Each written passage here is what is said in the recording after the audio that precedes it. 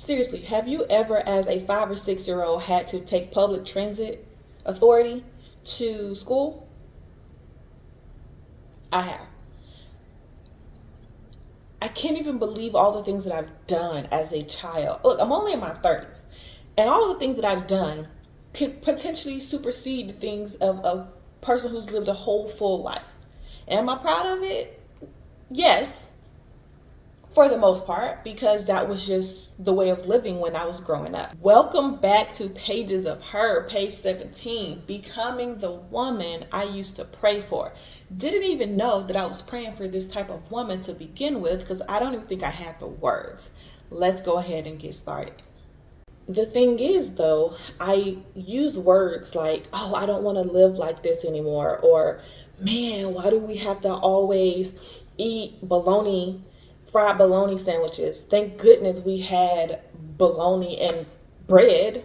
Sometimes we didn't have the bread, but it was like,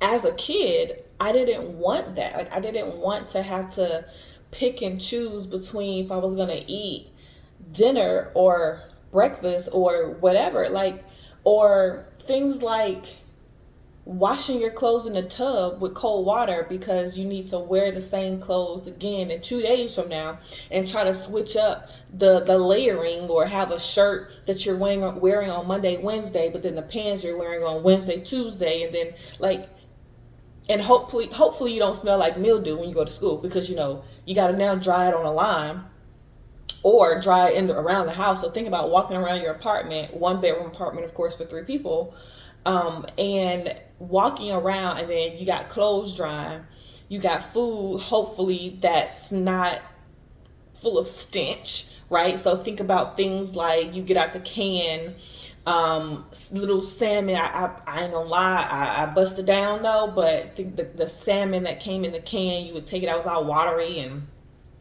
oily and whatnot, but you'll patty that bad boy up, patty that thing up, put it on the little stove, and pray you got a little bit of oil just to get you through.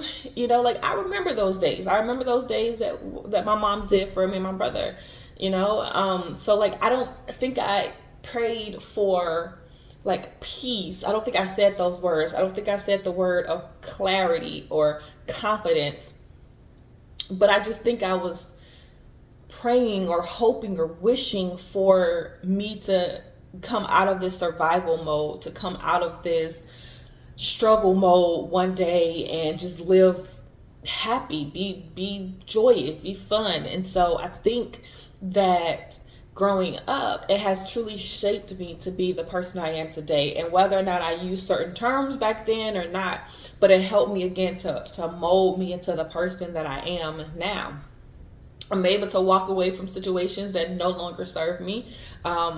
I'm able to walk into spaces or into rooms that I know that I belong, that I am maybe didn't have a seat at the table, but I brought my own little stool, and maybe I brought my wood and my hammer and my nail and my wood chipper and whatever the words are, where you build your own table. Like, I probably built my own table, and I've said this before when I was presenting at a nursing student conference back in 2025, and at that moment, I had 2 people in the room, y'all.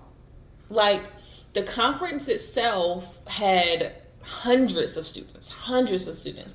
And I was one of the breakout session speakers. But because they started like 30 minutes late, it pushed everything back. 30-40 minutes late, it pushed everything back. So by the time they left the main session in the main room, they, instead of went to breakout sessions, they just went to where the vendors were, the schools and what have you, because they were thinking, oh, we're not doing those sessions anymore since we're so behind. So I said some of that, what I just said, during that breakout session when there were only 2 people. I have the footage, y'all. I have the footage. My homie was there with me and she recorded it for me. I haven't put the footage out. I put a couple pictures out. I made a little post about it on LinkedIn, on Instagram, I think.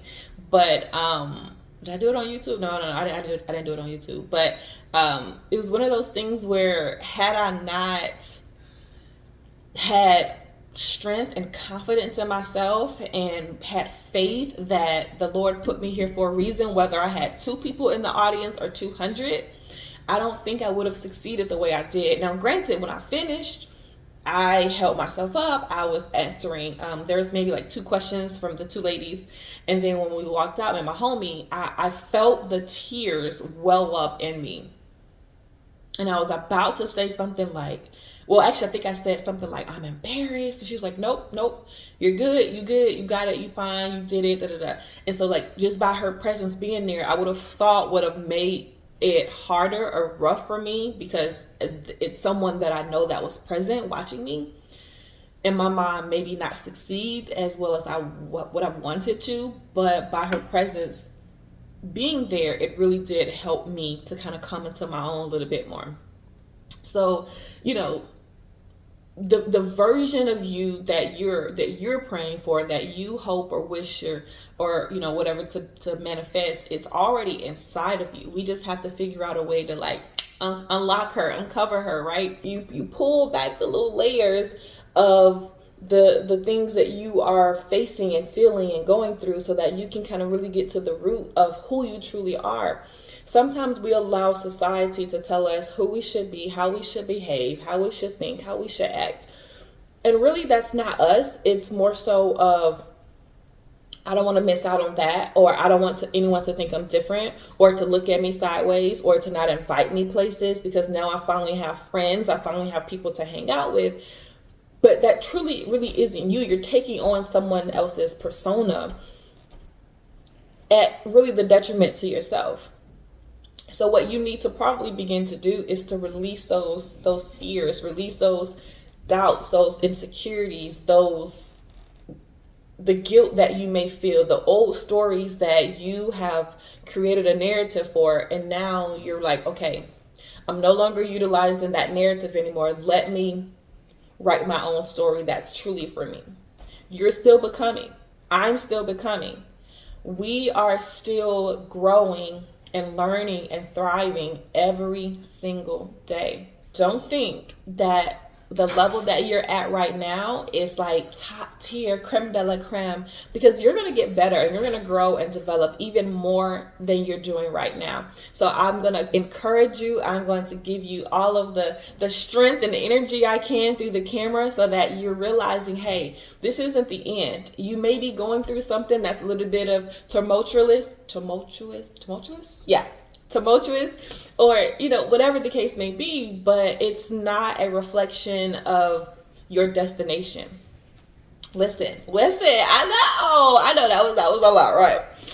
Okay, so that's it, y'all. Look, go ahead. Don't even forget. Y'all be forgetting. Hit subscribe, comment, drop a message down below, share.